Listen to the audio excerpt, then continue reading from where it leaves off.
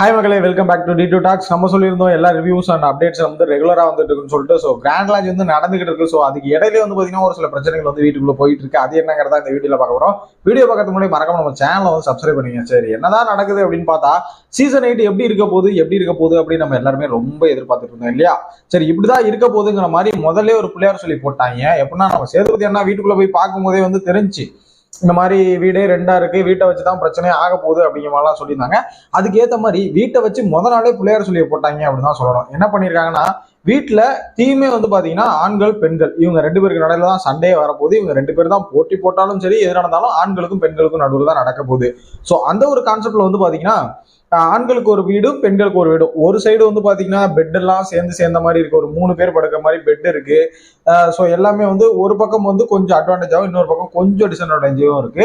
இந்த பக்கத்துல என்னன்னா சிங்கிள் பெட் இருக்கு. எல்லாரும் மெயினா பாக்குற ஒரே ஒரு விஷயம், சிங்கிள் பெட் கிடக்கு, இந்த பக்கம் சேர்ந்த மாதிரி பெட் கிடக்கு. மொத்தம் 18 பேர்ல 9 பேர். சரிங்களா? அதுக்கு ஏத்த மாதிரி இவங்க என்ன பண்றாங்க அப்படின்னா, பிக் பாஸ் வந்து சொல்லிடுறாரு, இந்த மாதிரி உங்களுக்கு எது வேணும், உங்க ஆண்கள் பெண்கள் தான் தீமைங்க, இதுல உங்களுக்கு எந்த பெட் எந்த பக்கம் வேணும் அதுல நீங்களே செலக்ட் பண்ணீங்கன்னு சொல்லி சொல்றாங்க. ஃபர்ஸ்ட் 3 பேர், 6 பேர்ல வந்து 3 பேர் இருந்தாங்க. யார் யாருன்னு கேட்டீங்கன்னா, சச்சனா, Anandhi and Dharsha Gupta 3 girls. Boys வந்து ரவீந்தர் சாரு அண்டு தீபக், சத்யா, இவங்க 3 பேர் வந்து செலக்ட் பண்ண முடியலன்னு சொல்லி அங்கேயே ஒரு பேச்சுவார்த்தைகள் போச்சு.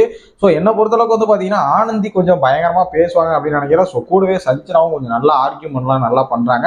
ஸோ நாங்களும் விட்டு கொடுக்க முடியாது, நீங்களும் விட்டு கொடுக்க. எல்லாருமே எதை டார்கெட் பண்றாங்கன்னா, சிங்கிள் பெட் கிடக்குற அந்த பக்கத்தை தான், சிங்கிள் பெட்டா கிடக்கல அந்த பக்கத்தை தான் வந்து பாத்தீங்கன்னா டார்கெட் பண்ணி கேட்கறாங்க. ஸோ பாய்ஸ் ஒரு வேலை யோசிச்சிருக்கலாம் என்ன அப்படின்னா, அதுக்கப்புறம் வந்து அவங்க செலக்ட் பண்ணல, இவங்க வந்து பெட் எல்லாம் பத்தாது, ஸோ ரவீந்தர் சார் இருக்காரு, 3 பெட்லாம் அட்ஜஸ்ட் பண்ணி படுக்க முடியாது அப்படிங்கிற மாதிரி யோசிக்கிறாங்களா என்னன்னு தெரியல.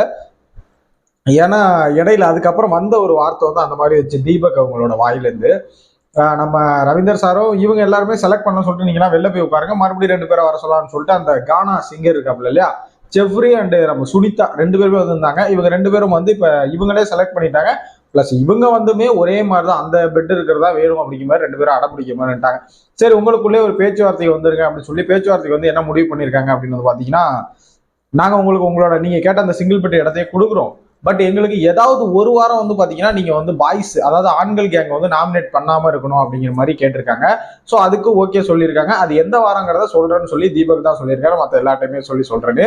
இதுக்கு இடையில ஒரு வாரத்தை தீபக் என்ன சொன்னாப்ல அப்படின்னு வந்து பாத்தீங்கன்னா, இந்த வர்ற புது பையன், அதாவது அவங்க 3 பேர் முன்னாடியே போயிட்டாங்க கொடுக்க முடியாது சொல்லிட்டு, மறுபடியும் அதுக்கப்புறம் தானே செஃப்ரி வந்து உள்ள வந்தாப்ல. ஸோ செப்ரி வந்து பாத்தீங்கன்னா மாத்தி ஈதி சொல்லியிருந்தானா 2 பேருக்கு நடுவில் அந்த 3 பெட்டு படுத்துக்கிற நடுவில் போட்டு நசிக்கிடலாம் தான் பிளான் பண்ணேன் அப்படின்னு சொல்லிட்டு. சரி, அதுலேயே ஒரு விஷயம் வந்து புரிஞ்சுது, ரவீந்தர் சார் வந்து கொஞ்சம் ஃபேக்டா இருக்காரு, ஸோ அவருக்கான அந்த பெட்டு வந்து கம்ஃபர்டபுளா இருக்காது அப்படின்னு யோசிக்கிறாங்களா, தீபக் யோசிச்சாரா என்னன்னு தெரியல. ஸோ ஒரு காமெடியா இல்லை ஃபன்னா சொன்னாரான்னு தெரியல.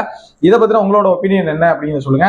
நெக்ஸ்ட் வீடியோ நெக்ஸ்ட் அப்டேட்ல வந்து சொல்றேன். நெக்ஸ்ட் வீடியோல, அதாவது நெக்ஸ்ட் அப்டேட் நெக்ஸ்ட் வீடியோல வந்து சொல்றேன். ஓகே கைஸ், இப்பதானே ஆரம்பிக்கிறோம், அதனால கொஞ்சம் தடுமாறு. ஓகேவா?